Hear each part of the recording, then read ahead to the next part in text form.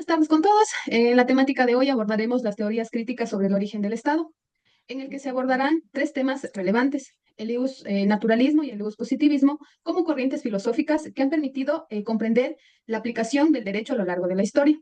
En segundo lugar, se abordará la interrelación entre la religión, la moral y el derecho, y cómo cada una de ellas se han manifestado en el ordenamiento jurídico vigente.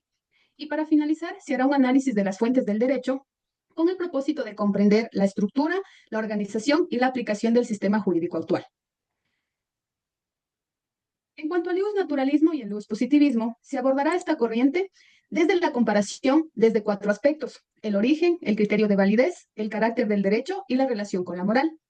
En cuanto al origen, para el naturalismo, el derecho tiene un origen divino o natural, es decir, que no es creada por el ser humano, sino que existe previamente en la naturaleza o proviene de una autoridad superior, como Dios o la razón universal.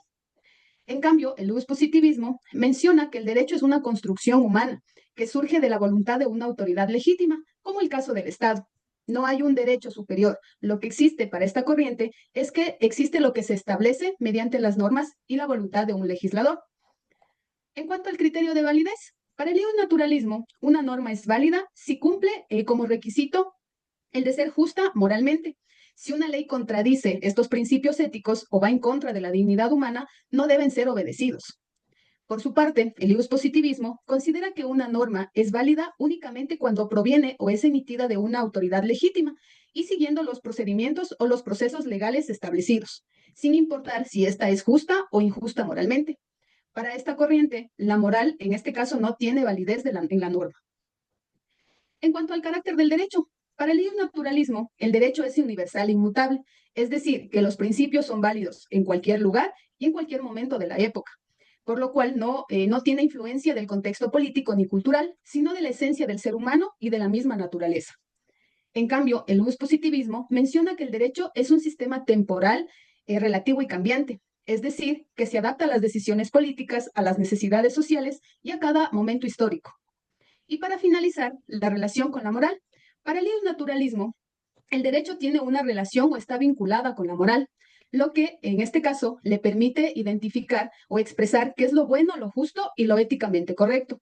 Pero las leyes no solamente deben ser evaluadas por su forma, sino también por su contenido moral. En cambio, el positivismo mantiene una separación radical entre el derecho y la moral. Una ley puede ser válida, injusta o inmoral, siempre que cumpla los requisitos legales. Esto se hace para garantizar la objetividad, la seguridad jurídica, dejando de lado ciertos juicios éticos y subjetivos. En modo de conclusión, se puede mencionar que el naturalismo y el positivismo son dos corrientes filosóficas opuestas, pero que nos permiten entender cómo se da el derecho, uno basado en los principios éticos universales y el otro en la autoridad legal, lo que para el conocimiento de estas corrientes nos permiten reflexionar cómo el derecho no solamente se vuelve un sistema normativo, sino también cómo busca equilibrar la legalidad, la legitimidad y la justicia en este campo jurídico. Bien, hablando de la interrelación entre la religión, la moral y el derecho, daré un breve resumen sobre estos tres sistemas normativos que han guiado la conducta humana a lo largo de la historia. En primer lugar, tenemos la religión, que ha sido una de las fuentes más antiguas de normas en muchas sociedades, sobre todo en las teocráticas e islámicas, donde el derecho está basado en textos sagrados como el Corán. Aquí la ley y la religión son prácticamente lo mismo. En cambio, en países occidentales con el tiempo se fue separando la religión del Estado, lo que dio paso al laicismo, es decir, un modelo en el que las decisiones estatales ya no se basan en creencias religiosas.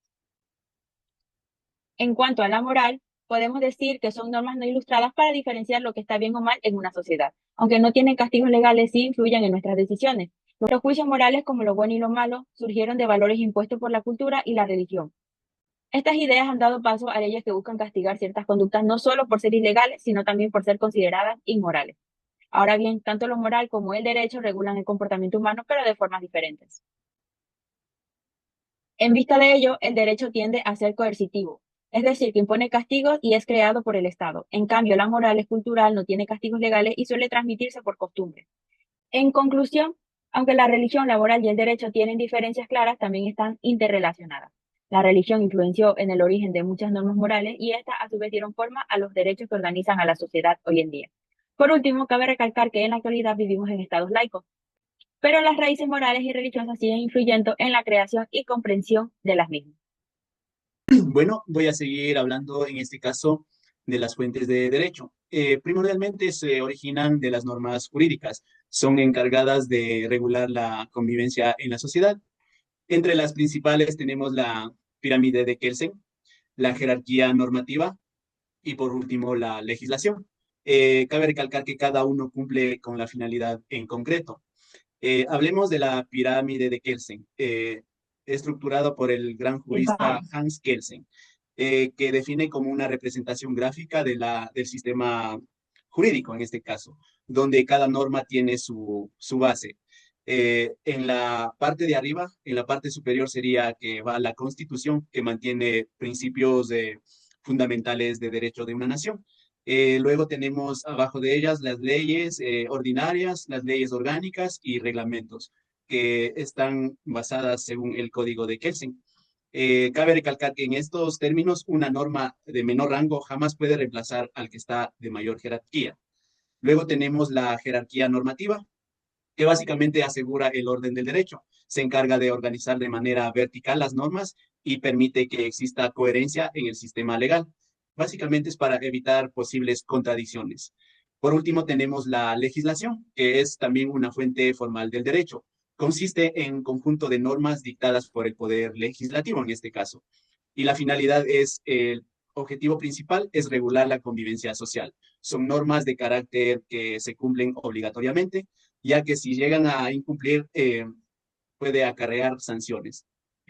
La finalidad de estas normas es brindar la protección a los derechos y establecer deberes que generen bienestar y la convivencia común de todas y de todos. Eso sería en cuanto a nuestra exposición de esta materia. Muchas gracias.